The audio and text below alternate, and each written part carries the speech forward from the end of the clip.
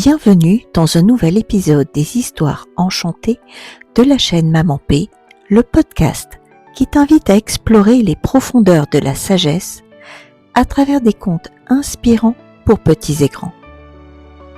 Aujourd'hui, je t'emmène dans un royaume lointain où un roi bienveillant et amoureux de la nature va découvrir une leçon précieuse au cœur même de ses jardins fleuris.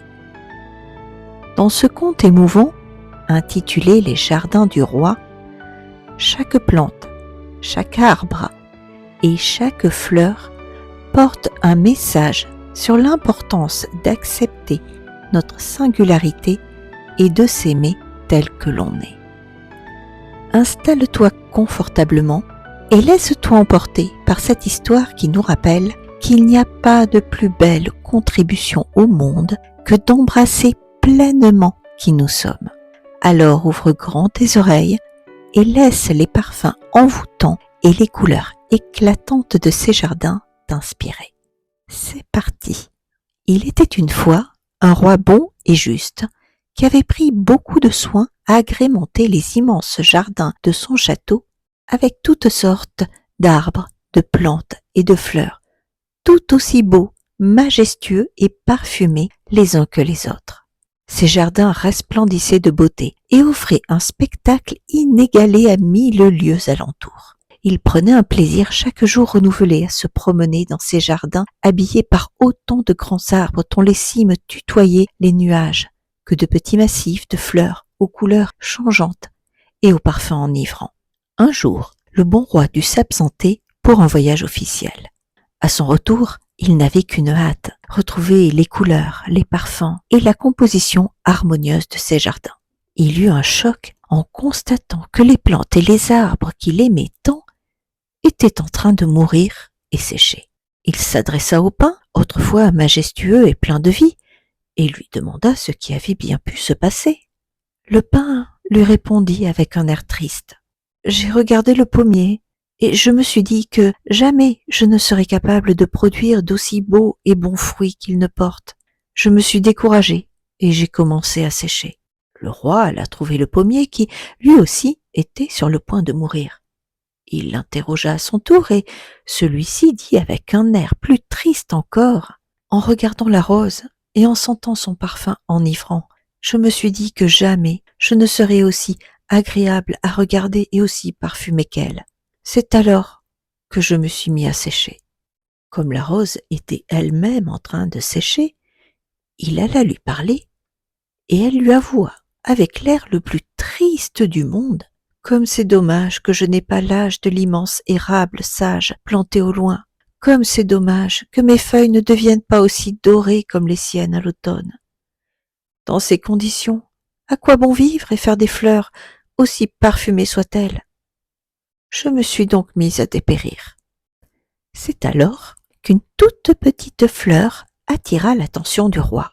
Alors qu'il l'avait à peine remarquée auparavant, elle semblait aujourd'hui capter toute la lumière et baigner les jardins de son doux parfum. Elle n'était en rien comparable aux autres végétaux desséchés du jardin. Le roi, intrigué, l'interrogea sur sa surprenante vitalité. « J'ai failli me dessécher, répondit-elle, car au début je me désolais. Jamais je n'aurai la majesté d'un pin qui conserve sa verdure toute l'année, ni la beauté et encore moins le parfum de la rose. Et que dire de la sagesse de l'érable ? Désespérée que j'étais, j'ai voulu mourir moi aussi. Puis je me suis rappelé que vous aviez choisi de me placer ici, de m'arroser, de prendre soin de ma terre. Vous m'avez accordé autant d'importance qu'au pin, qu'à la rose et qu'à l'érable. C'est donc que vous vouliez de moi autant que les autres, tel que je suis, et que j'ai toute ma place dans ce jardin. À partir de ce moment-là, j'ai décidé de m'aimer tel que je suis et de contribuer à mon niveau à rendre ce jardin aussi agréable que possible. C'est exactement ce à quoi je m'emploie depuis que vous êtes partis, et ce à quoi je m'emploierai tant que je serai en vie. » Ce conte nous invite à nous rappeler que chacun de nous, unique et précieux, a un rôle essentiel à jouer dans ce grand jardin qu'est la vie. Au lieu de nous comparer aux autres ou de vouloir être quelqu'un d'autre, cultivons ce qui fait notre singularité, en sachant que nous méritons tous d'être aimés et valorisés pour ce que nous sommes vraiment.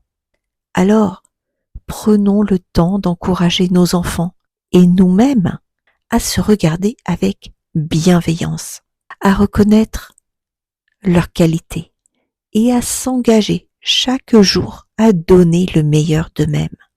Car c'est en embrassant notre unicité que nous pourrons, chacun à notre manière, enrichir le monde qui nous entoure. Et voilà, merci d'avoir écouté cet épisode d'Histoire enchantée de la chaîne Maman P.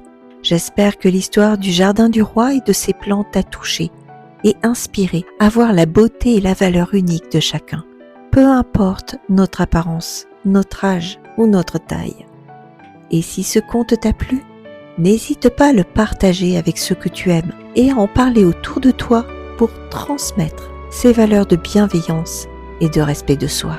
Pense aussi à t'abonner pour ne manquer aucun des prochains épisodes et découvrir d'autres récits qui nourrissent nos cœurs et nos esprits. Souviens-toi, chaque histoire est une fenêtre ouverte sur la compréhension et la bienveillance. À très bientôt pour une nouvelle aventure ensemble. Prends soin de toi et de tes rêves.